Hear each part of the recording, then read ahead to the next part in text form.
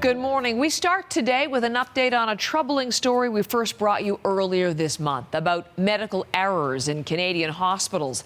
A veteran surgical nurse says the rise in dangerous mistakes during operations is no accident. She blames the systemic pressure on doctors and nurses to rush during surgeries, a pressure that's led to a 14% increase in surgical devices left inside patients over the last 5 years.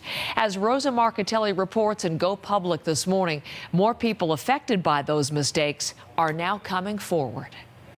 After a partial hysterectomy, Tracy Ann Wallace was in a lot of pain and noticed an awful smell. It landed her back on the examination table at her surgeon's office. She put her gloves on, and when she put her gloves on and reached in, she took out a glove and 2 sponges and said that it shouldn't have happened. And the stench was so bad, it was so noisome that she had to call housekeeping to have it removed. Now, veteran surgical nurse Bev McLean is speaking out. She tells Go Public cases like that are a result of medical staff being pressured to rush surgeries. Like several other provinces in Ontario where McLean works, the health ministry caps funding for certain surgeries no matter how complicated the case. The faster you go in any procedure, no matter how good you are as a team, there's always a risk that you're going to take a shortcut, or that you might miss a step, or you're doing 2 steps at the same time.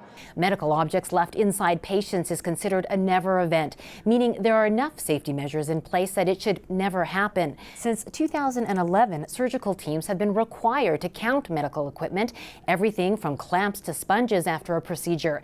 Yet the number of incidents keeps going up, more than 550 over the last 2 years. Health Canada tells Go Public it's a provincial problem. Not the case, says a patient's advocate, who's calling on the federal government to take action. The federal government needs to take a leadership role here. This is a national public healthcare crisis. They need to stop being silent about it and actually acknowledge that it exists.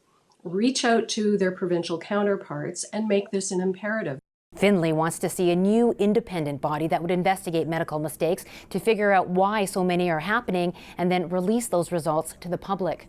Rosa Marcatelli, CBC News, Calgary.